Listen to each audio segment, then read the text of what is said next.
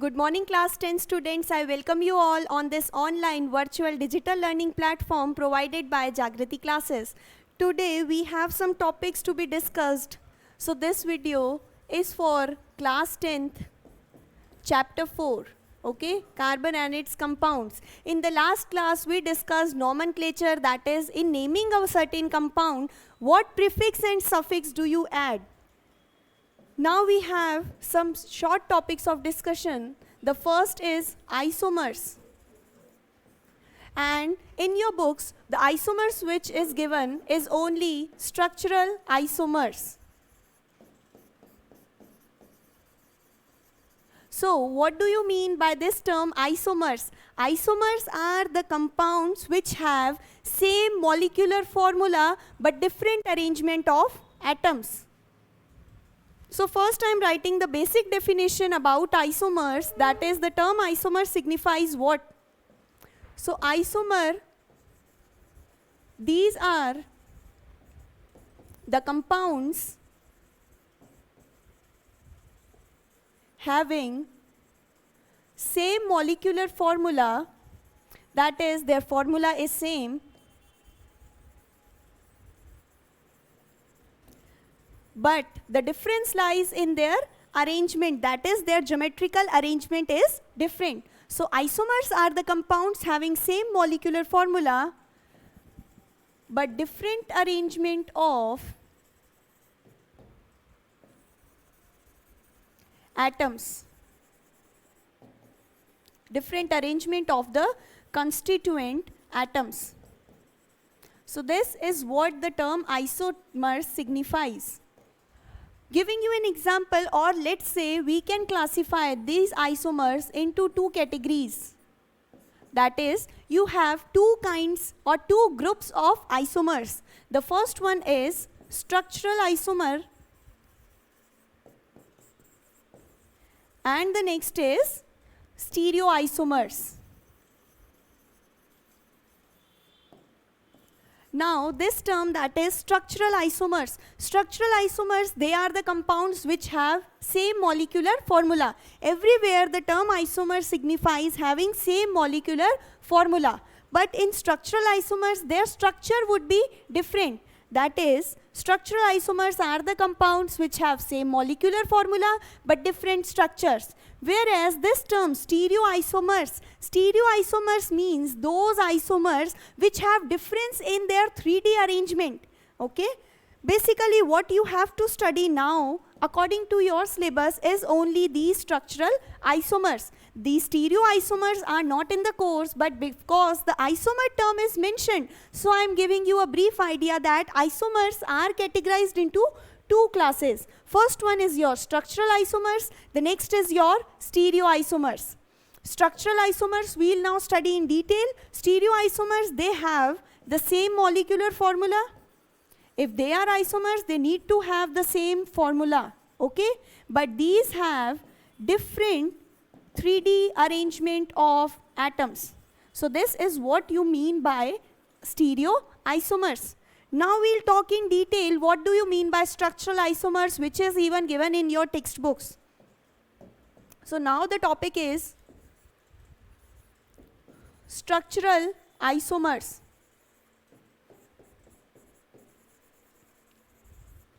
Structural isomers, now getting the definition. Structural isomers, these are the compounds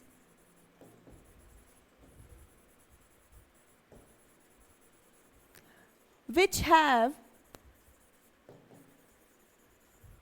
same molecular formula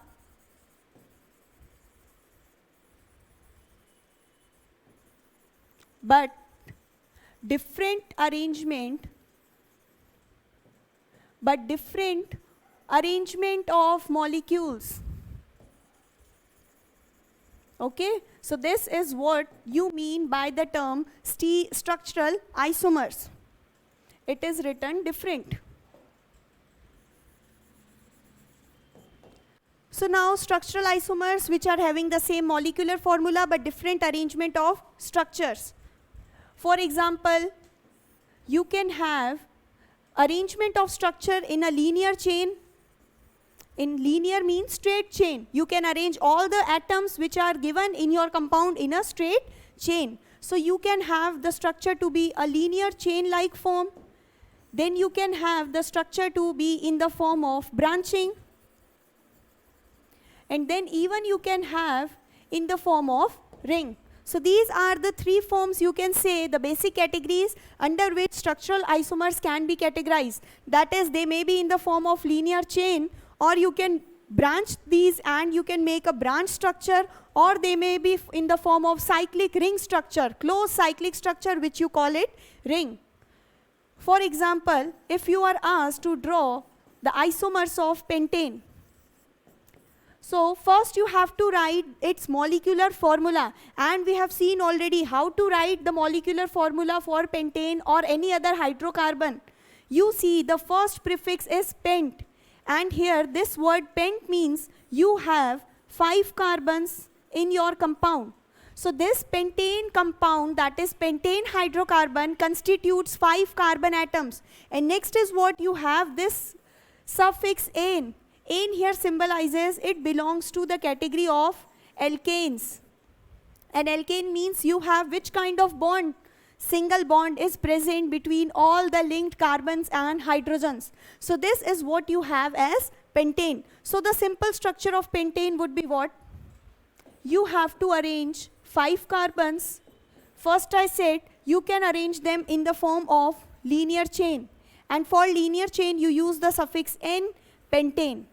Okay, or you use the prefix n, small n here. So now talking about pentane, the simplest form could be 5 carbons attached in the single row, and except these carbons you have hydrogens to be attached, and you can attach the hydrogens. We all know how to attach and fulfill the valencies of carbon. I told you that on the first and the extreme last you will have 3 left valencies. Talking about alkanes, okay? If you have double or triple bond, the number would change. In simple terms, each carbon would have 4 valencies or 4 bonds which it can make, and you have to fulfill all those 4 valencies. So the first carbon would be attached with 3 hydrogen atoms. The middle carbons would be attached by 2 hydrogen atoms to satisfy their valency, and again the 5th carbon would be attached by 3 hydrogens, and their valencies would be fulfilled. So this is what you have the structure for pentane. Now can you write its formula? The formula of this pentane, that is in linear form. For writing the formula it is very easy. Count the number of carbons and hydrogens present in your compound. We have 1, 2, 3, 4 and 5. So we have 5 carbons here. How many hydrogens do you have?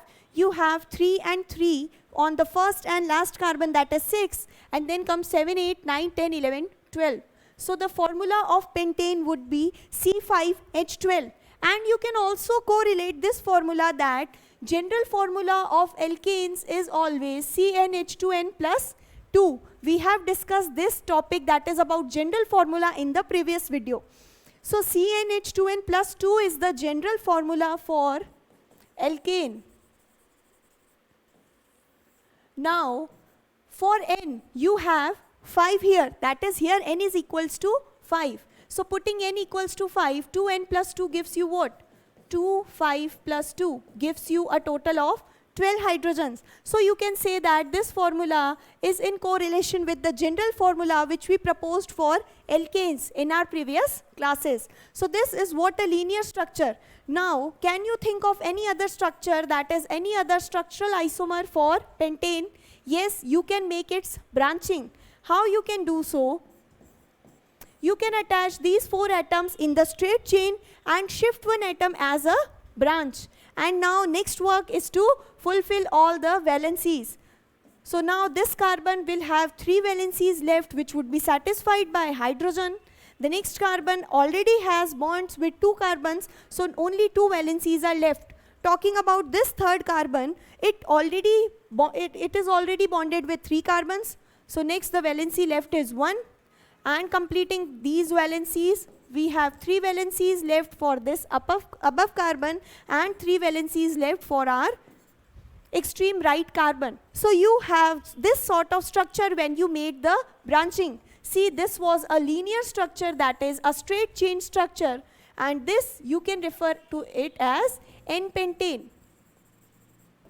Now I just shifted one carbon atom on the top of this carbon atom, that is, now this is not a straight chain structure, this contains a branching. The straight chain, which was already only straight, now contains a branched head position. So this is again an isomer of pentane. Talking about the next, you can make other isomers of pentane in various ways. So this is one more example is given in your books about the isomers of butane. So you can practice different isomers, and you should know what do you mean by the term isomers. Isomers are the compounds which have same molecular formula. That is, as we have seen in the previous classes also, that is, they have the same molecular formula but different arrangement of atoms. It can either be a straight chain, that is the linear structure, or you can have branching in them.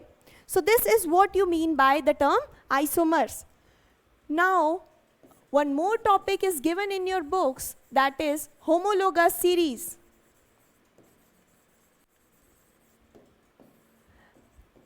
And in exams, a short question or probably a definition comes, what do you mean by homologous series? Give the example of homologous series.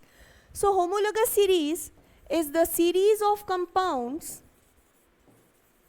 and here we are specially talking about hydrocarbons. So series of compounds which differ by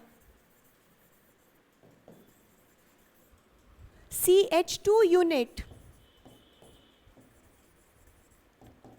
in their composition. This exact definition is given in your NCERT textbooks, that what do you mean by the term homologous series? Homologous series is a series of compounds in which two adjacent members differ by CH2 unit in their composition. We can say that if you are talking about the series of hydrocarbons, let's say if we are talking about alkanes, the different alkanes, what we have here is 3-membered alkane is called propane, and the 4-membered alkane is called butane. Now, I hope you can write their molecular formula, the formula of propane and the formula of butane.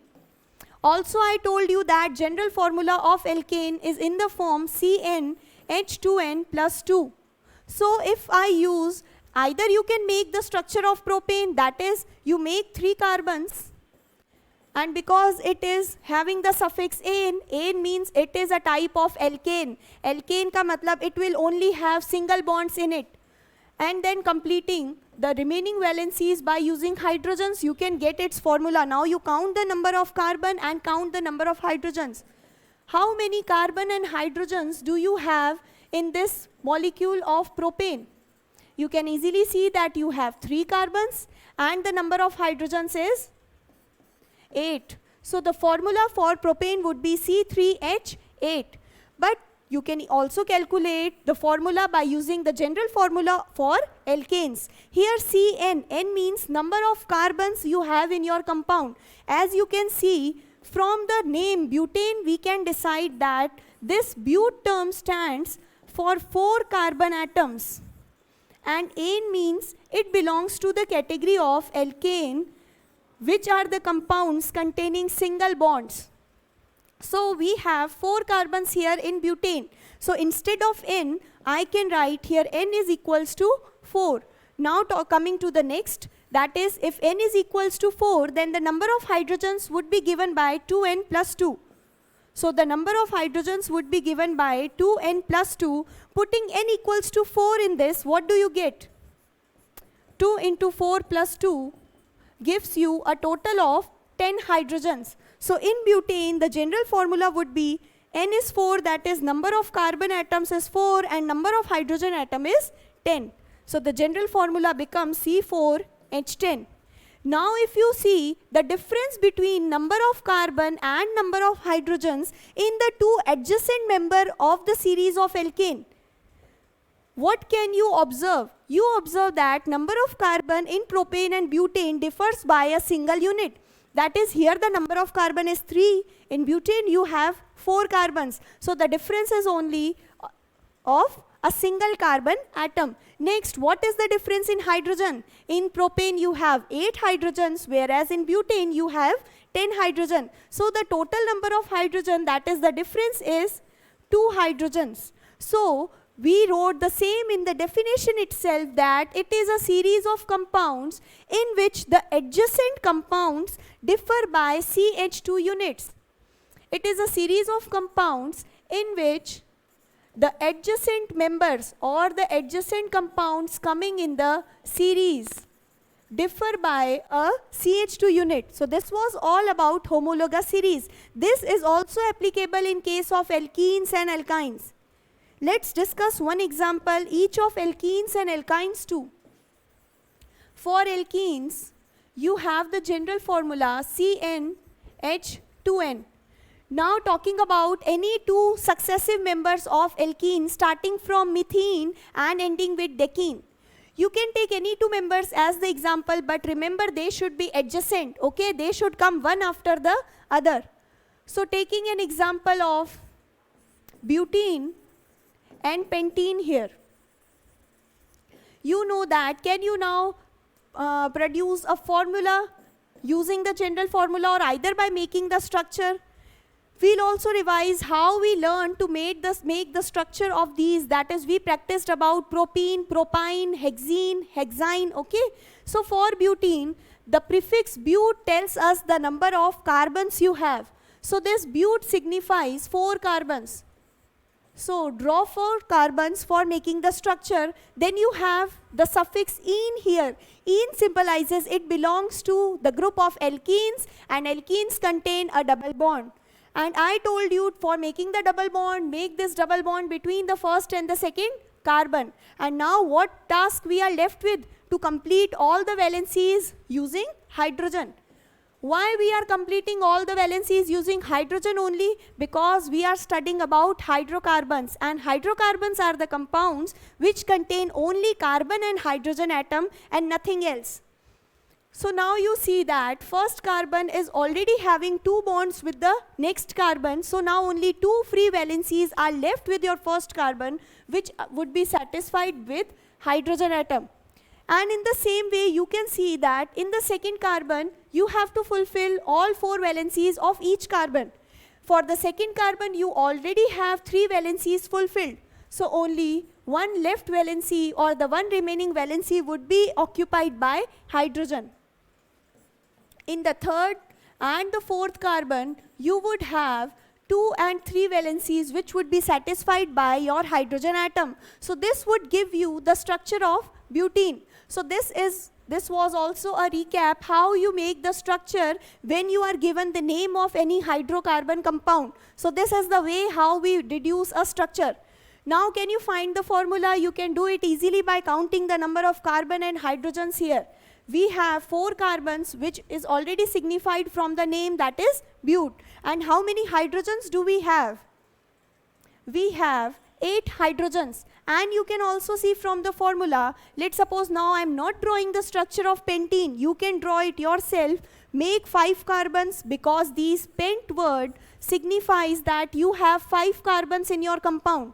Then "ene" signifies you have to put a double bond, and double bond is always present between first and second carbon. So put that double bond and then satisfy all the valencies in the compound, the remaining valencies using hydrogen. You can also calculate the formula by using this general formula of alkene, that is Cn. N signifies the number of carbon. So here we have 5 carbons. So the number of hydrogen would be given by 2n. And replacing n with 5.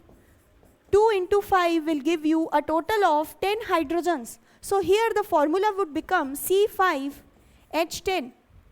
Now you can check whether these 2 members belong to your homologous series or not.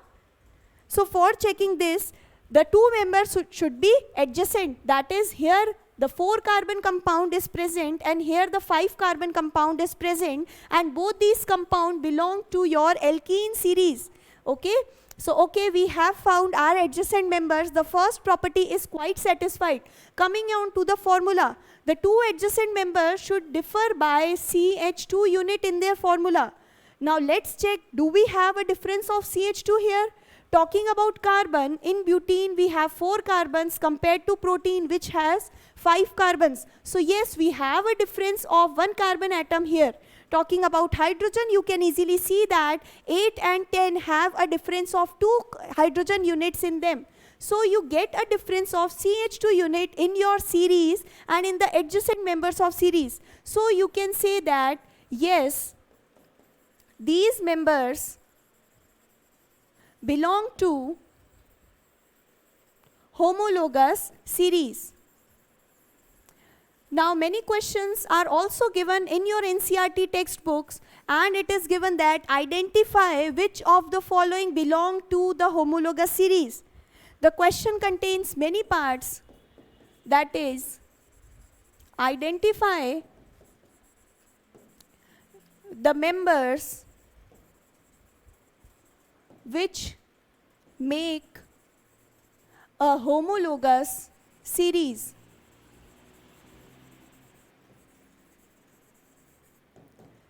And now we are taking certain different examples which are given in your NCERT textbooks. That is, the first one could be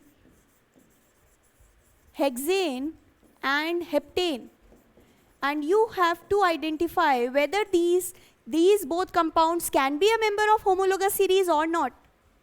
The next what we have here is, you can have pentene and pentyne. Then you can have propane and butane. The next can be, you can take propyne and propene. So these are 4 questions for you to identify whether these members belong to the homologous series or not, and how you would solve them. For homologous series, we have 2 requirements. That is, the given compounds should come in the same series. That is, they should belong either to the alkane or to alkenes or to alkynes.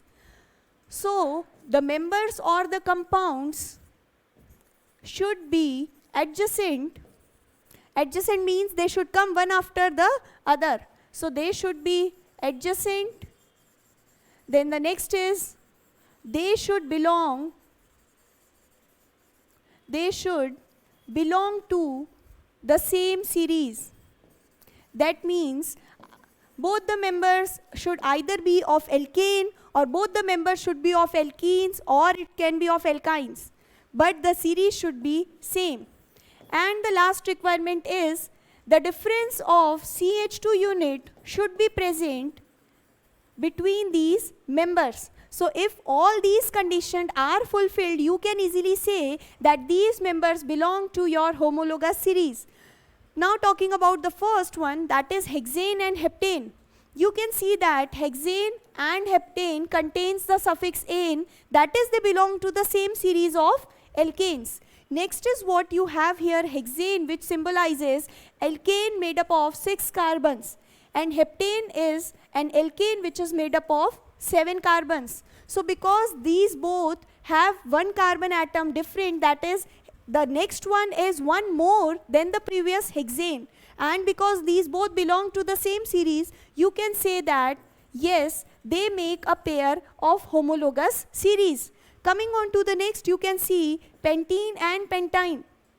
The first one also contains 5 carbon and the next also contains 5 carbon, because both have same prefix, that is pent, and pent here denotes presence of 5 carbons. So you can say that because the number of carbon atoms in both is same, so they will not have a difference of 1 carbon, that is CH2 unit difference would not be present, and then they will not belong to the homologous series. You can also identify using the suffix, that is ene and ine. ene signifies this belong to a double bond series, that is alkenes, and the next one belongs to your triple bond series, that is alkyne. And I here referred that they should belong, both the compounds should be from the same series. So because both these compounds are not from the same series, we can say that they do not make a pair of homologous pair which can come in homologous series. Talking about next also, you can get that both of these belong to the alkane series. Here you have 3 carbon compound and the next you have a 4 carbon compound. So because you have the different, because they belong to the same series and you have difference of 1 carbon in them, so these are definitely a member comprising homologous series. And next, please solve for the next on your own, okay? You can do it easily. You have to identify that whether they belong to the same series. If yes, then you have to check that whether they have a difference of CH2 unit between them. If yes, then they would be the member of homologous series. If not, if any one condition also is remaining unfulfilled, then they would not be the member of same series. So this is what we had our topic. And now one last topic, that is one definition is given in your books. What do you mean by functional groups? Because all remaining portion is deleted from your syllabus according to the revised 2021 syllabus. After this, that is after the topic of functional group and homologous series, you don't have to study this for your exams, okay? Because it has been deleted by CBSE. So this would be our last topic about functional groups. What do you mean by the term functional groups? And there are 4 examples of functional group which you have to remember. It is given in your books. Functional groups. The groups comprising of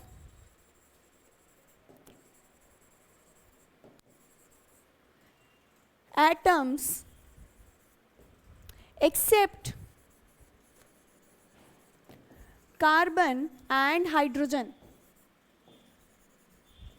So this is what a definition which is given in your books. Functional groups are those groups which comprise of many atoms containing different atoms other than carbon and hydrogen. We say that in a functional group, you can have your carbon atom, you can have hydrogen atom.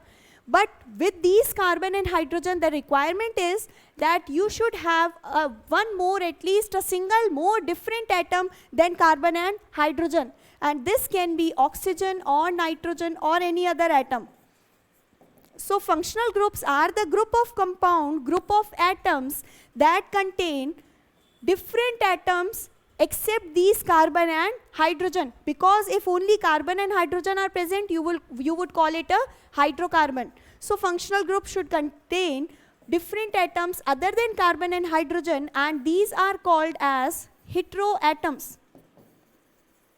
That is, functional group should contain at least one heteroatom.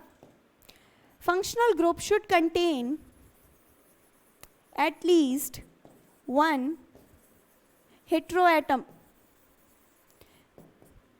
Hetero means a different atom, okay? You have also learnt about homogeneous and heterogeneous solutions. Homogeneous solution was what? Which had the same composition throughout, and heterogeneous meant which had different composition. So here heteroatom means different atom, different from carbon and hydrogen. You can have any one atom, and it is regarded as heteroatom. The definition of heteroatom can also be asked in exams. Heteroatoms are those atoms which are different from carbon and hydrogen. And in your functional group, you may have carbon and hydrogen, okay?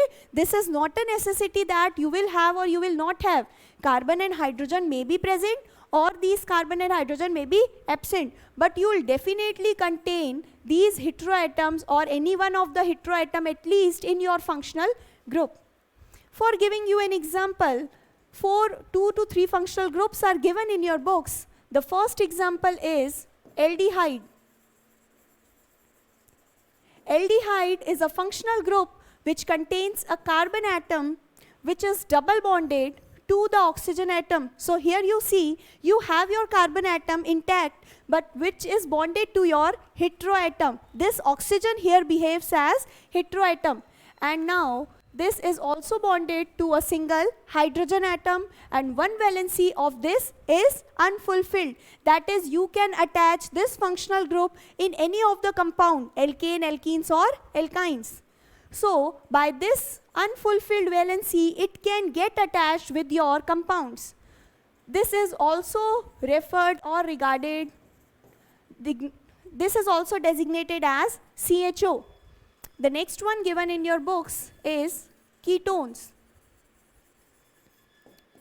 Ketones is C double bond O compound. So this compound or this functional group is called ketone. When the carbon atom is bonded with a double bond through your oxygen atom and the remaining 2 valencies out of 4, that is, out of 4, 2 valencies are bonded to oxygen and the remaining 2 valencies are empty or vacant.